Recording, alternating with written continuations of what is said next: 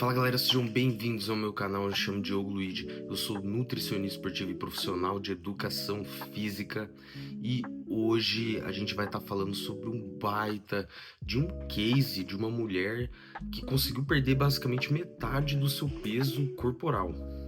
Vamos destrinchar aqui o que ela fez e, mais importante do que isso, o que ela fez para manter tudo isso.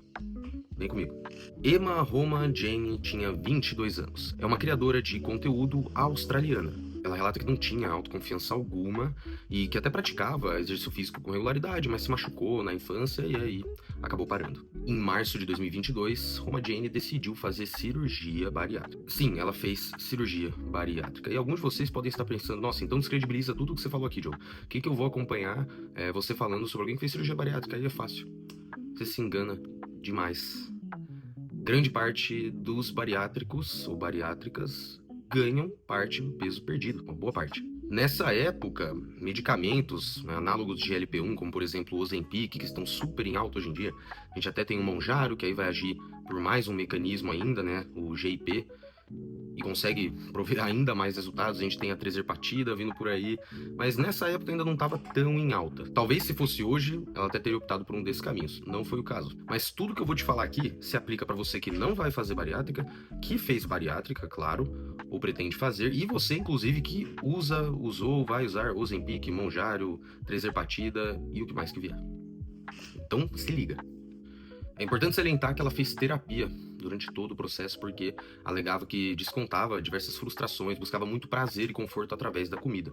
Isso é importantíssimo, tá? A gente não pode deixar de citar como os transtornos alimentares ainda são cada vez mais ocultados pelas pessoas. Eu, como nutricionista, muitas vezes eu mesmo tenho que clarear para a pessoa o problema que a gente está tendo ali, que realmente há um transtorno alimentar, ou que ela pode se abrir mais comigo em relação a isso, que eu já tive até pessoas próximas de mim que tiveram, isso tem que ser bem esclarecido e a pessoa deve buscar tratamento. Continuando, para fazer a cirurgia, ela se comprometeu a estar tendo todo um acompanhamento profissional, incluindo nutricionista e treinador.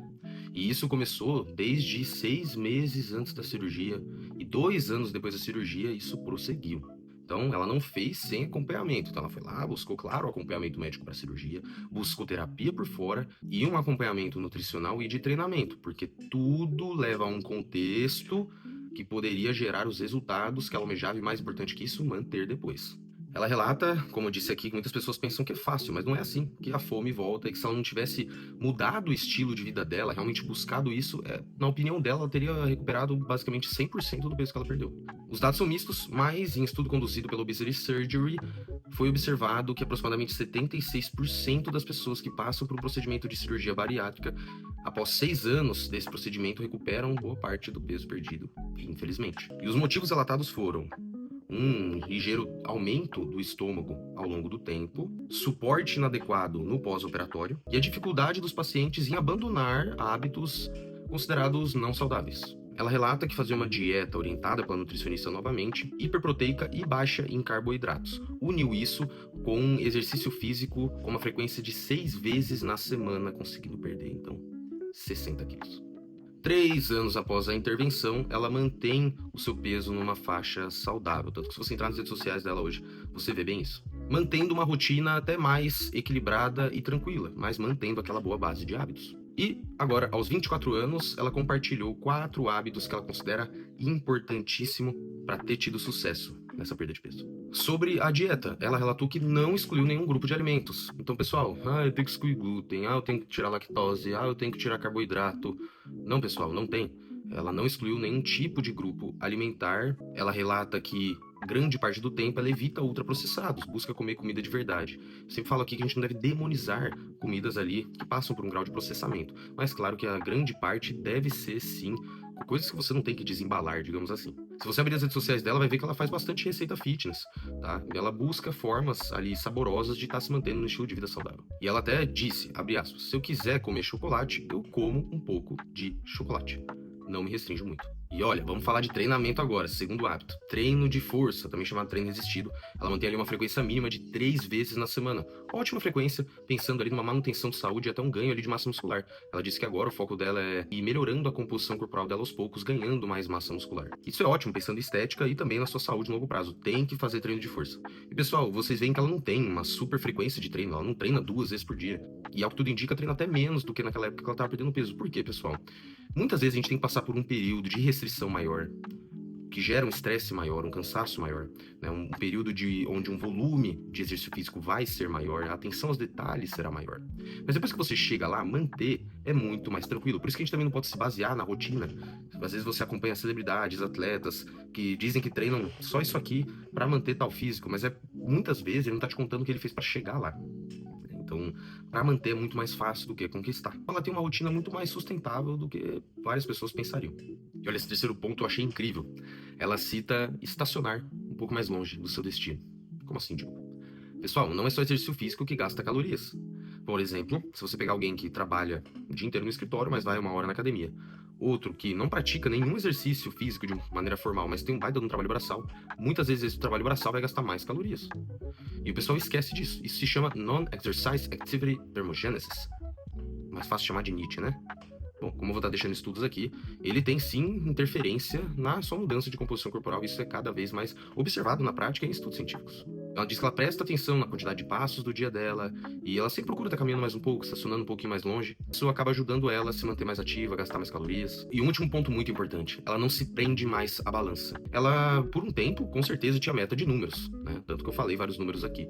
Mas hoje ela diz que ela se desprendeu bastante disso, que ela se contenta em ficar, claro, numa faixa de peso saudável, mas não fica monitorando tanto o peso dela. E pessoal, isso é muito verdade. Se você realmente pensa apenas em saúde, percorrer um caminho como que ela percorreu e tá com uma boa base de hábitos, o seu peso, ele vai flutuar. Isso acontece com todo mundo. Isso pode ter a ver ali como tá o seu trânsito intestinal aí, como tava a sua ingestão de água. Se você sai no fim de semana, 1, 2 vezes, vai vir ali uma maior quantidade de sódio. É normal que você retenha. E é normal que nos próximos dias você perca essa retenção. Se você viaja, até a parte de estresse e sono influenciam. Então o seu peso muda muito facilmente. E se você ficar muito neurótico, pode afetar negativamente. Claro que eu acho importante a gente estar monitorando de alguma forma, e o peso pode ser uma delas. É óbvio, eu não tô falando que isso justifica você ganhar 10 quilos do nada, mas não se prender tanto a isso, entender que tá tudo bem. Você ir lá, ganhar 1, 2, pô, ficou um período mais off de treino, viajou, ganhou 3, 4 quilos, tudo bem. Você tem uma boa base de hábitos, você vai voltar e logo você perde 3, 4, 5 quilos de novo. Então a gente tem que entender que a balança tem sua importância, mas primeiro ela deve ser sempre olhada junto com a sua composição corporal. Isso inclui avaliações físicas, mas também o espelho, como você tá nas roupas. E também, num caso dela, como agora busca manter apenas o que ela conquistou, isso se torna ainda menos importante. Basta você monitorar corriqueiramente ali se você tá numa faixa saudável. Parabéns pra Emma Roma Jamie. Que história. Fico muito feliz que ela tenha compartilhado isso e continua compartilhando pelo que eu vi aí nas redes sociais. Receitas, seu estilo de vida, muito legal.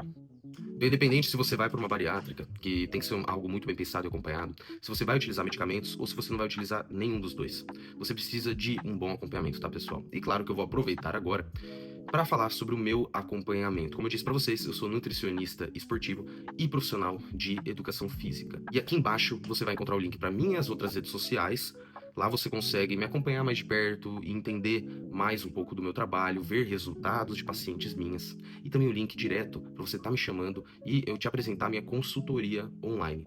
Na minha consultoria online, não é meramente uma planilhinha de dieta e treino. Eu vou estar realmente te acompanhando em todo o processo. Isso inclui um cardápio alimentar, uma tabela enorme de substituição para você não enjoar da dieta, treinamento de força, treinamento aeróbico, tudo individualizado para você. E em cima disso a gente vai acompanhando com atualizações o seu progresso, eu vou entendendo as suas dificuldades, as suas respostas individuais do seu corpo e a gente vai atualizando tudo isso para que você continue evoluindo. Longe de super restrições, longe de refeições super mirabolantes, caras, tudo com base no que você consegue fazer no seu dia a dia. E dando adeus a efeito sanfona. Esquece isso aí, tá? Meu objetivo é fazer você chegar lá e se manter bem ou evoluir cada vez mais, caso seja o seu desejo. Vou estar deixando também aqui ao final do vídeo um link para 2 vídeos meus. O primeiro aqui é onde eu falo sobre controle glicêmico, muito importante nos dias de hoje, onde a diabetes só cresce. E outro aqui, ó, é para você mesmo, mulher, que tem ou conhece alguém com endometriose. Isso é um tema muito importante, pessoal. E aqui eu falo sobre a nutrição que funciona para endometriose, sem ficar falando só, toma coisinha antioxidante para tal coisa, ou esse alimento vai resolver. Não, não. Sobre todo um contexto, sobre algumas medidas para você conseguir estar aplicando e aliado sempre com o tratamento médico adequado, já tá conseguindo alguma melhora. E entender que isso não te impede de chegar nos seus objetivos na sua melhor versão. Gostaram do vídeo? Comentem aqui embaixo sugestões para próximos temas ou algum outro caso para eu estar analisando. Deixem um like e se inscrevam, porque vem muito conteúdo top por aí.